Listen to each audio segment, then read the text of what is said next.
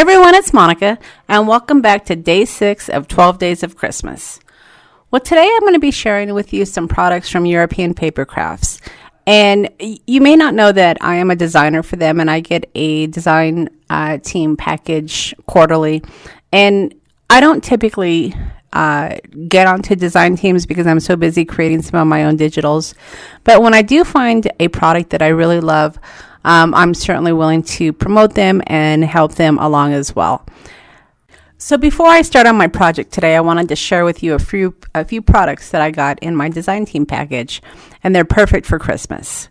So the glitter borders are what I just shared with you, and then I also got this Nuvo glitter marker, and I'm going to show you a fun way to use that marker in just a minute here. The glitter borders not only come with just straight lines for borders, but you also get some of these sentiment stickers that are really fun as well. I also got several 3D toppers, and we're going to be working with those today, so I'll come back to those. Now, what I really love about European Papercrafts is the ability to layer some of their stickers, and that sticker pack is perfect for layering as well. Now, within my packet, I also got some assorted holiday cards. So these are good starters for your cards if you just don't have a background or you don't know where to start. These holiday cards are really great starter cards to get you going on your projects. And they come in all different sizes. As you can see, this is an oversized card and the background is just beautiful. Now I also got some festive papers, and I will link this product below at the end of my video for you if you want to check out their shop. And I would really encourage that because the shop is really fun. She has some really unique items that come from Europe. And if you like 3D cards, this is the shop for you. So let me go ahead and share with you what I am going to be creating with you today. And hopefully it'll give you some ideas for some of your holiday ornaments. Now I've used these little toppers before on some of my cards, and I've also used them to create little gift bags. But today what we're going to do is we're going to create some ornaments out of them. And the ornaments could be used to hang on your tree, but they can also be used to decorate packages. And it is so easy to put these little ornaments together. I'm going to show you exactly what I did, and we're going to walk through one of them. Now, the base of this ornament was just some regular chipboard frames that I picked up at Michael's. And this pack was great because it came in several different types of frames. It came in some longer ones, it came in some square ones, and I even got some round ones in the pack.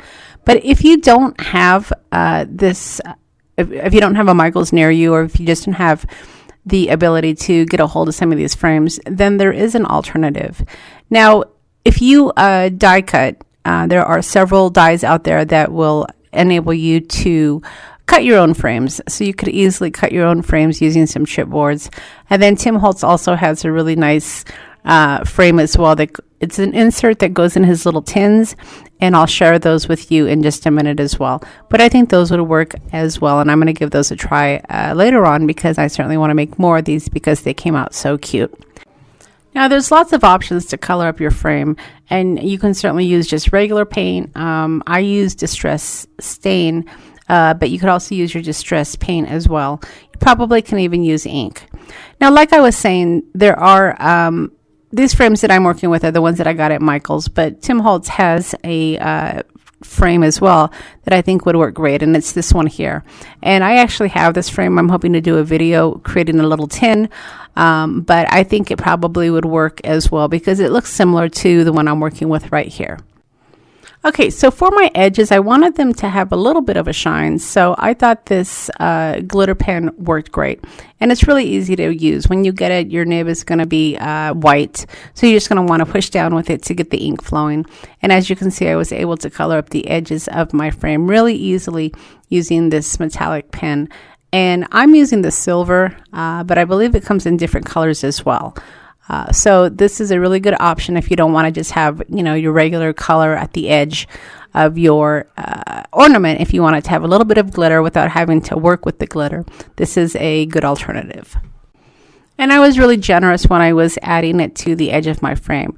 I wanted to make sure I had enough sparkle. And funny enough, you know, when I was working with the pen, I did end up getting some of it on my fingertips, which transferred onto the top of my frame, which kind of added a little extra glam to it. So I was happy with the transfer. Typically, I'm not happy when some of my fingerprints transfer onto my project, but extra little glitter never hurt anyone.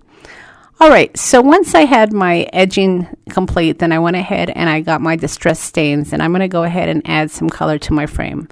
Now for this particular ornament, I'm going to be using the red berry one. I'm not really sure exactly what it's called, but I'll certainly add all the links below when I finish my video. And if you've never used the distress stains, I know that they come in sprays now, but you can still get the ones that I'm using here with the little nib at the end. You can get those on Amazon, and really I prefer these over the sprays. The sprays just tend to go everywhere, and this is a little bit more of a controlled paint, which is what I like. And again, I'm using the distress stains, not necessarily the paint, because this is more of a liquid, and I wanted to make sure that it did saturate my frame and still look somewhat vintage. Now for the inside of my frame, I found it was really difficult to get some of that color in some of the crevices. So I did just get some of my distress stain onto my paper, and I used my paintbrush to color the inside of the frame. You probably could leave it as it was, but I wanted my color to transfer all over, not just on the outside. I wanted it to be on the inside as well. And I didn't necessarily want to use my glitter pen, so I just got a paintbrush and used some of that ink that's on my pad there to transfer it to the inside of the frame. All right, and as you can see, it came out really nice. If you wanted to put little water splotches or little splatters, you can certainly do that, because this is a distress product and it reacts to water. So you could add little splotches of water to your design as well. And then before I moved on to the next step, I did get out my heating tool and just gave it a nice once over, because I wanted to make sure that the ink was completely dry. Otherwise, I would be having the distress stain all over my fingertips. All right, now these little toppers from European Papercrafts fit perfectly on these frames. And as I shared with you before, these are 3D toppers, so you just want to basically add the base of your topper to your frame using some glue, and then from there you're going to use some pop-up foam tape to add the other 3D elements. And then once everything is dry, you're just going to add some string to the top. Now this little lantern has an opening at the top, so I didn't have to punch a hole, but for some of my other ornaments I did punch a hole right into the frame and attached my string. So I hope that you've enjoyed my process for creating these little ornaments, and it will give you some ideas for your trees and your presents as well this year. As always, I'll leave a list of all the products that I've used to create these little ornaments, along with the links to the store. Now if you've enjoyed my video, don't forget to leave me a thumbs up. And leave me a comment, because these little ornaments I am going to be giving away, and I'm going to be using the comments on this video to pick a winner. All right, everybody, thanks so much for stopping by, and we'll see you in a couple of days.